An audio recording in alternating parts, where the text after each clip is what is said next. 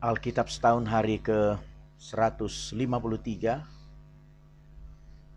Juni, dari Mazmur 69. Untuk pemimpin biduan menurut lagu Bunga Bakung dari Daud. Selamatkanlah aku ya Allah, sebab air telah naik sampai ke leherku. Aku tenggelam ke dalam rawa yang dalam, tidak ada tempat bertumpu.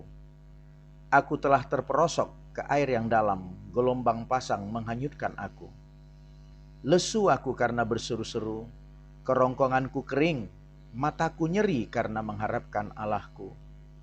Orang-orang yang membenci aku tanpa alasan lebih banyak daripada rambut di kepalaku. Terlalu besar jumlah orang-orang yang hendak membinasakan aku, yang memusuhi aku tanpa sebab. Aku dipaksa untuk mengembalikan apa yang tidak kurampas. Ya Allah, Engkau mengetahui kebodohanku, kesalahan-kesalahanku tidak tersembunyi bagimu.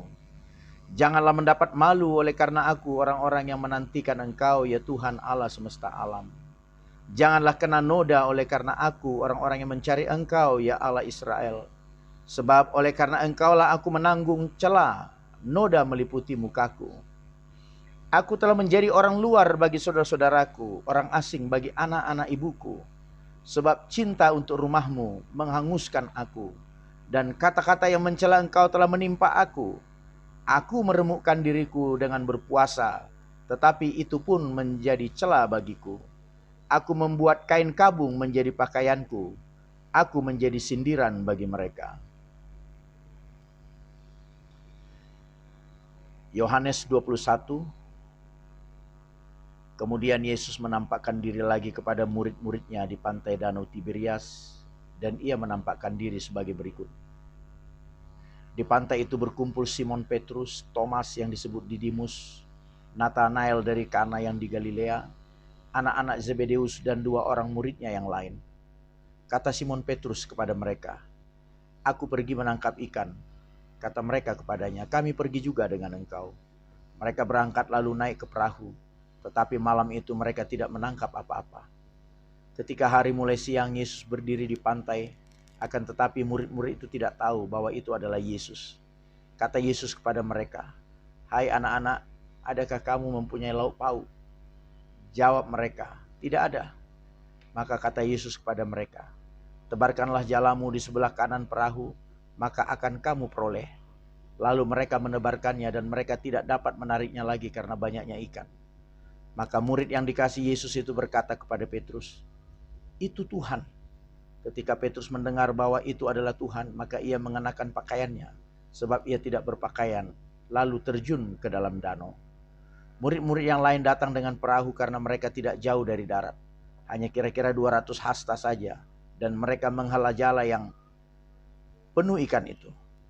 Ketika mereka tiba di darat, mereka melihat api arang dan di atasnya ikan dan roti. Kata Yesus kepada mereka, "Bawalah beberapa ikan yang baru kamu tangkap itu." Simon Petrus naik ke perahu, lalu menghala jala itu ke darat, penuh ikan-ikan besar, 153 ekor banyaknya. Dan sungguh pun sebanyak itu, jala itu tidak koyak. Kata Yesus kepada mereka, "Marilah dan sarapanlah." Tidak ada di antara murid-murid itu yang berani bertanya kepadanya, "Siapakah engkau?" Sebab mereka tahu bahwa ia adalah Tuhan. Yesus maju ke depan mengambil roti dan memberikannya kepada mereka. Demikian juga ikan itu. Itulah ketiga kalinya Yesus menampakkan diri kepada murid-muridnya sesudah ia bangkit dari antara orang mati. Sesudah sarapan, Yesus berkata kepada Simon Petrus, "Simon anak Yohanes, apakah engkau mengasihi aku lebih daripada mereka ini?" Jawab Petrus kepadanya, "Benar Tuhan, engkau tahu bahwa aku mengasihi engkau." Kata Yesus kepadanya, "Gembalakanlah domba-dombaku." Kata Yesus pula kepadanya untuk kedua kalinya, "Simon anak Yohanes, apakah engkau mengasihi aku?" Jawab Petrus kepadanya, "Benar Tuhan, engkau tahu bahwa aku mengasihi engkau." Kata Yesus kepadanya, "Gembalakanlah domba-dombaku." Kata Yesus kepadanya untuk ketiga kalinya, "Simon anak Yohanes, apakah engkau mengasihi aku?" Maka sedih hati Petrus karena Yesus berkata untuk ketiga kalinya, "Apakah engkau mengasihi aku?" Dan ia berkata kepadanya, "Tuhan, engkau tahu segala sesuatu. Engkau tahu bahwa aku mengasihi engkau." Kata Yesus kepadanya, "Gembalakanlah domba-dombaku. Aku berkata kepadamu, sesungguhnya ketika engkau masih muda, engkau mengikat pinggangmu sendiri, dan engkau berjalan kemana saja kau kehendaki. Tetapi jika engkau sudah menjadi tua, engkau akan mengulurkan tanganmu, dan orang lain akan mengikat engkau dan membawa engkau ke tempat yang tidak kau kehendaki." Dan hal ini dikatakannya untuk menyatakan bagaimana Petrus akan mati dan memuliakan Allah. Sesudah mengatakan demikian, ia berkata kepada Petrus, "Ikutlah aku." Ketika Petrus berpaling, ia melihat bahwa murid yang dikasihi Yesus sedang mengikuti mereka, yaitu murid yang pada waktu mereka sedang makan bersama duduk dekat Yesus dan yang berkata, "Tuhan, siapakah dia yang akan menyerahkan engkau?" Ketika Petrus melihat murid itu, ia berkata kepada Yesus, "Tuhan, apakah yang akan terjadi dengan dia ini?" Jawab Yesus, "Jikalau aku menghendaki supaya ia tinggal hidup sampai aku datang, itu bukan urusanmu. Tetapi engkau ikutlah aku." Maka tersebarlah kabar di antara saudara-saudara itu bahwa murid itu tidak akan mati. Tetapi Yesus tidak mengatakan kepada Petrus bahwa murid itu tidak akan mati, melainkan, "Jikalau aku menghendaki supaya ia tinggal hidup sampai aku datang, itu bukan urusanmu."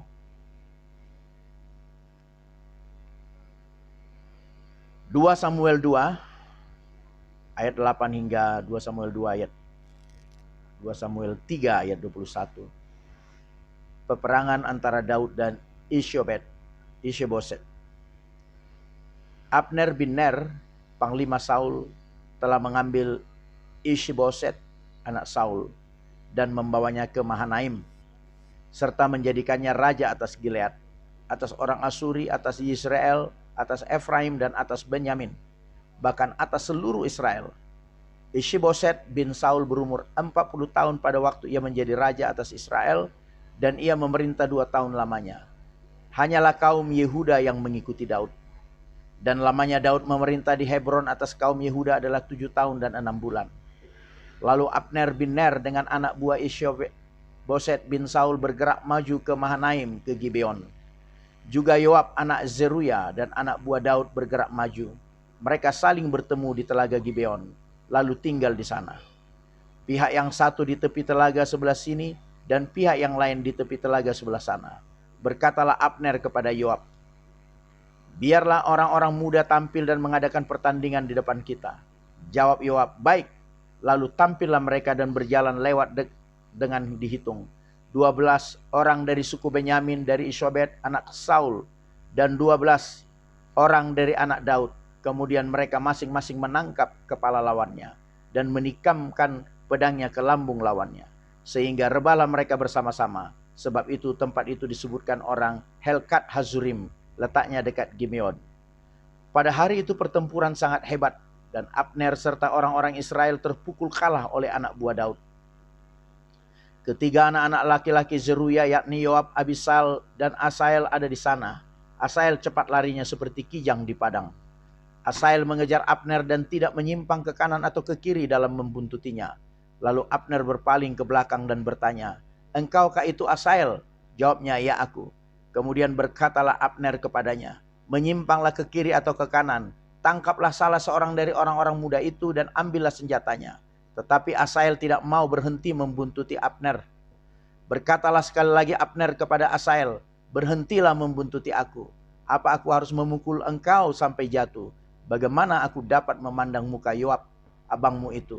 Tetapi Asael menolak berhenti. Lalu Abner menusuk ke belakang ke perut Asael dengan tombaknya, sehingga tombak itu menembus ke belakangnya. Dan rebahlah ia di sana dan mati di tempat itu juga.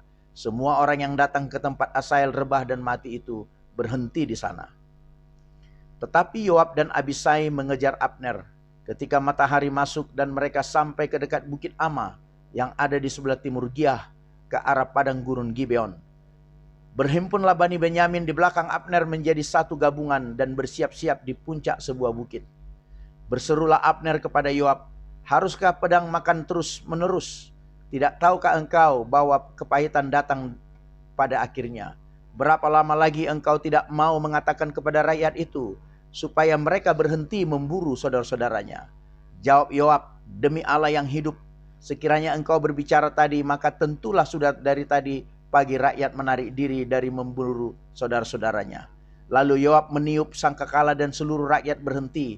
Mereka tidak lagi mengejar orang Israel dan tidak berperang lagi. Semalam-malaman Abner dan orang-orangnya berjalan melalui Araba Yordan, menyeberangi sungai Yordan, berjalan terus hampir sepanjang siang, lalu sampai ke Mahanaim. Ketika Yoab berhenti memburu Abner dan menghimpunkan seluruh rakyat, ternyata 19 orang dari anak buah Daud hilang termasuk Asael. Tetapi anak buah Daud menewaskan dari suku Benyamin, dari suku orang-orang Abner, 360 orang. Mereka mengangkat mayat Asael dan menguburkannya di dalam kubur ayahnya yang di Betlehem. Kemudian berjalanlah Yoab dan orang-orangnya semalam-malaman itu dan sampai ke Hebron ketika hari sudah terang. Peperangan antara keluarga Saul dan keluarga Daud berlarut-larut. Daud kian lama kian kuat, sedang keluarga Saul kian lama kian lemah. Di Hebron lahirlah bagi Daud anak laki-laki. Anak sulungnya ialah Amnon dari Ahinoam, perempuan Yezreel. Anaknya yang kedua ialah Kileab dari Abigail, bekas istri Nabal orang Karmel. Yang ketiga ialah Absalom, anak dari Maakah, anak perempuan Talmai Raja Gesur. Yang keempat ialah Adonia, anak dari Hagit. Yang kelima ialah Sefaca, anak Abital.